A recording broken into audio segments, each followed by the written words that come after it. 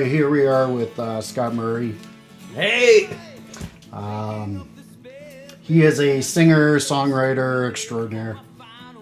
Oh, thank you. I don't think I've ever been described that way before. I've seen you play live many times, and Thank you very seem much. to be quite comfortable up on stage by yourself with only an acoustic guitar. How long have you been doing this? I have been, I've always played guitar ever since I can remember, but I've been doing the solo acoustic stuff for, I suppose, about 2 years now, maybe 18 months. Not that long. I know that most people are not comfortable with just being alone up there with a guitar and nothing else. No band drowning them out or anything. Yeah, it's terrifying. I'm not gonna lie, but yeah, it's kind of fun. There's some things I really like about it. It's simple. Played in bands my whole life, and you don't have to wait around for anybody. You don't have to lug too much gear. It's easy, and it's also fun because a lot of the shows that I have played have been on like punk shows or rock shows, and because you're the acoustic person, you always get to go first, which I actually really enjoy. Getting to a show, and then when you're on first, you get to set your stuff up, and you get to leave it there, and then you can take it off, and you're done. It's good. And then you can not worry for the rest of the night. No, and I don't have to worry about too much at all. All right.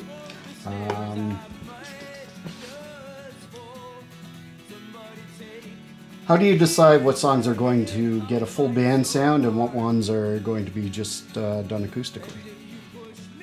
That's a great question.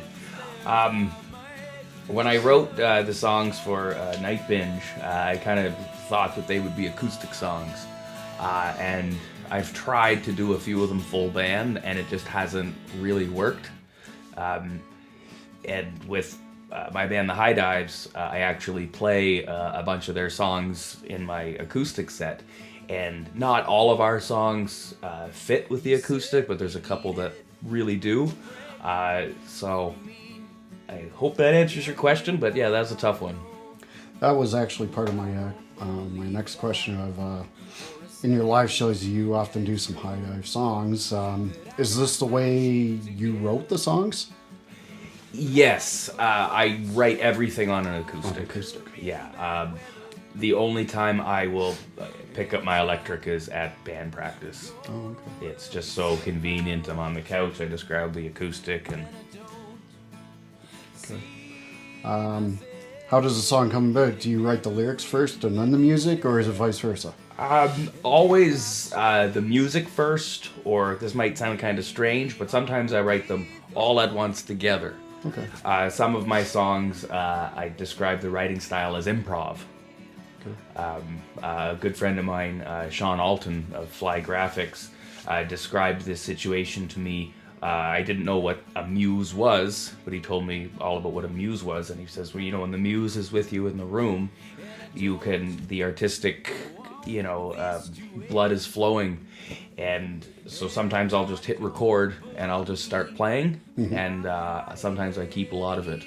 And so a couple of those songs were just kind of written on the fly. Obviously I have to go back and fix words and rewrite stuff to make sure it makes sense, but yeah, I will write improv style, if that makes any sense. Do you go back and listen to what you recorded and go, oh, well, I can fix up the lyrics, whatever? For sure. Absolutely. Yeah. There's only been 1 or 2 cases where I've just randomly hit record and came up with something and kept it as is. But sometimes I will write the music and at least the vocal melodies at the same time. Okay. So you wouldn't be... See, when I write a song, I usually write lyrics first, and then I'll do the music later. But I'll always be jotting stuff down. I'll get like an idea in my head and jot it down. Sometimes I might not come up with something else for it like 2 months later or whatever, but yeah, it's there. I have all these ideas in my phone. Do you do the same sort of thing? Yeah, I keep a note app in my phone, and I also use a voice recorder. So that's as technical as I get. but seems to work okay. All right. What about your influences? Do they differ from full band and from your solo stuff? Yeah, I've been listening to punk rock my whole life, but especially the last 5 or 7, 8 years, I've been listening to a lot of acoustic music, and I kind of got into it from certain bands like Lagwagon.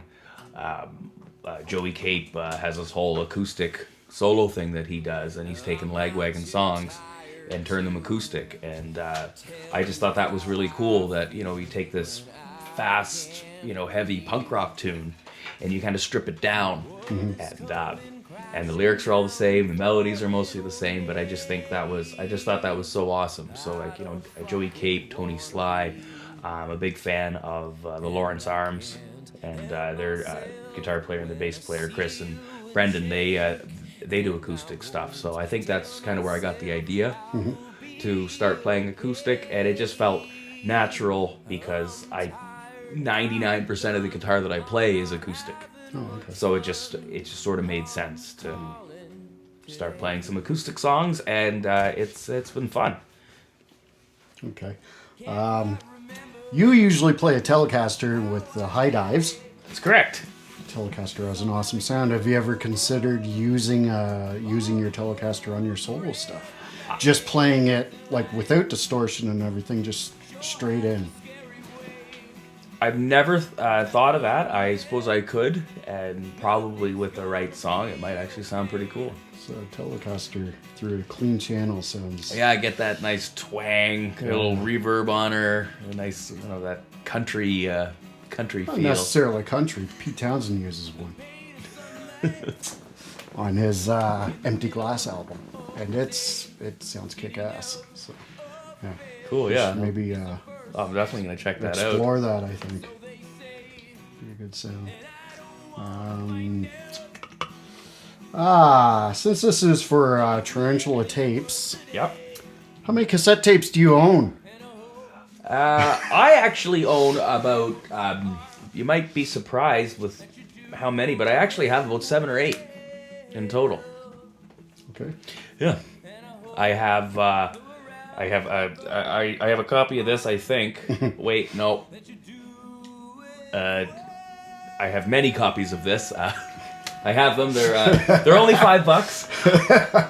I've got a couple left. The High Dives actually put out our full-length album, Ocean Blood. We released that on cassette. Okay. Later on, initially it was just vinyl. But yeah, we've since put that out on tape.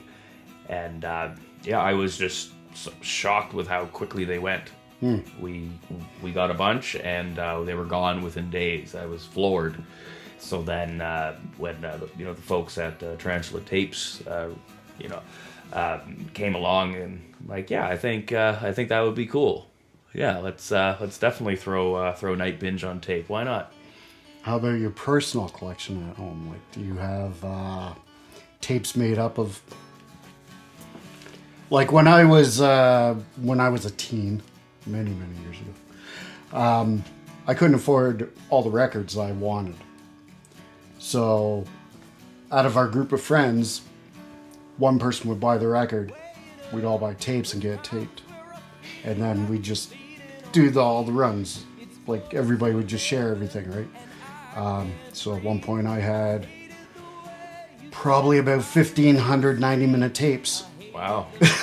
Of just stuff, because I used to trade with people all around the world. Now, did you guys call that social media back then? I guess it was media. it was called tape trading. Tape trading. Tape trading. And incidentally, that's how Metallica got started. So when they took what was it, file sharing to court?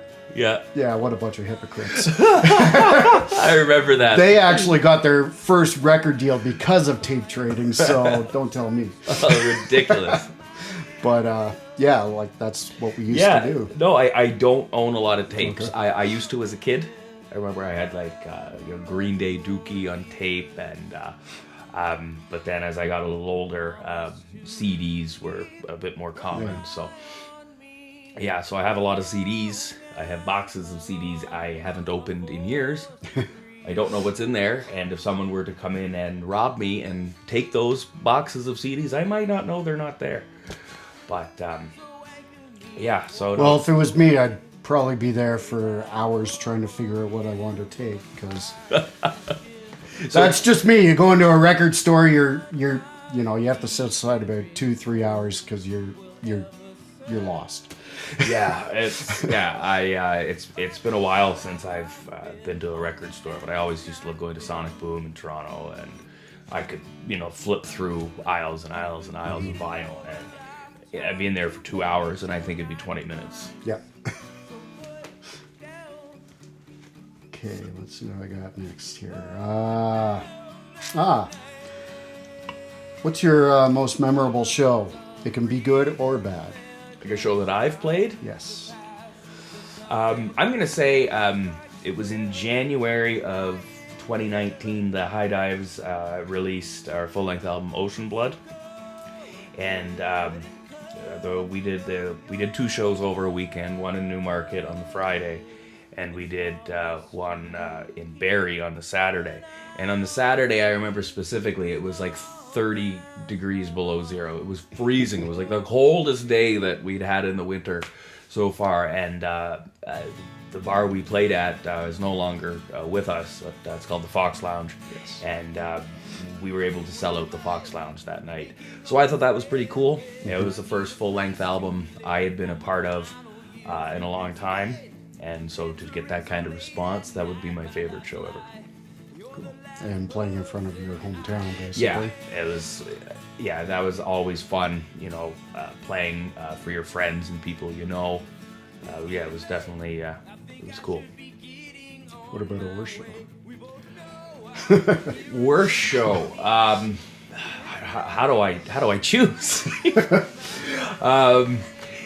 I'd say this was probably about 15 years ago. I used to play in this ska band called The Agency, and we were playing it was in Barrie, and it was at this place called Ringside that's definitely not there anymore, and there is now a giant parking garage where that parking lot was, where Ringside was connected, and it was called Ringside because it was I guess by day they had like boxing matches there, and they turned it into like a nightclub or a music venue at night, and we were playing the song we knew the most, the first song we ever wrote, and we stopped mid-song, and none of us can remember exactly why or exactly which one of us started to screw up or screwed it up royally, but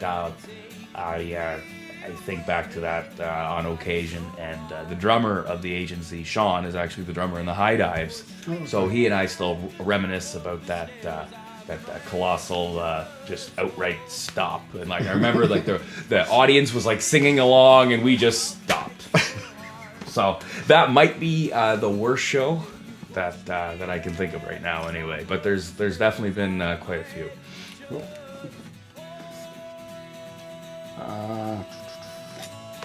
What's next for you? Are you putting out another release? I know this one's a little bit older. Yeah, this one came out in July of 2019. The High Dives, we've got I'd say probably like 8, 9, 10 songs that we're kind of toying around with right now that will end up on the next release. I am also working on some more solo stuff, but I find it's tricky with writing, especially acoustic music. When it rains, it pours, and when it doesn't rain, it's very dry, and so I can't always write, especially acoustic music. I can't write it year round. It depends on seasons and what's going on around me, and I would like to say that I've got a new solo album coming out in 2021, and I probably do, but I can't say that for sure. Do your other band members ever get jealous of maybe a song on one of your soul things and go, oh, why didn't you bring this to us to do? Or No. is there any of that? No, Maddie and Sean have been more than supportive. Okay. And it's one of the songs on here, Spare Bed, we tried playing in the High Dives a couple of times, and it went okay. Is that the one Sean helped you write? I remember seeing you one time and you introduced it as Sean helped you write the... No. Oh, okay. No, that was Calling Today. Okay. Sean helped me write that. So no, there's never been any of that. Okay. I just thought, oh, that's kind of cool. We actually recorded a couple of the songs at Sean's house. That's where the High Dives jam. He has like a garage that's turned into like a studio / jam room. So yeah, I actually recorded some of this EP over there. Okay. Yeah, no, Maddie and Sean have been awesome. And they're still awesome. Hi, Maddie. Hi, Sean. Do you want to talk about anything that I might have missed? I miss a lot of things right now. That's a pretty deep, broad question. There's a lot of things I miss at the moment. No, that I missed in the interview. Oh. Again, that's a very deep and broad question. No, I don't think so, unless you've got anything else for me here. Or... No, I don't think so. I think that's about it. Thank you. Awesome. Yeah, thank you so much, Glenn. Thank you. Wake me up and tell me I'm fucking done. I'm tired, I'm sick, I'm not having fun. Wake me up and tell me I'm fucking done.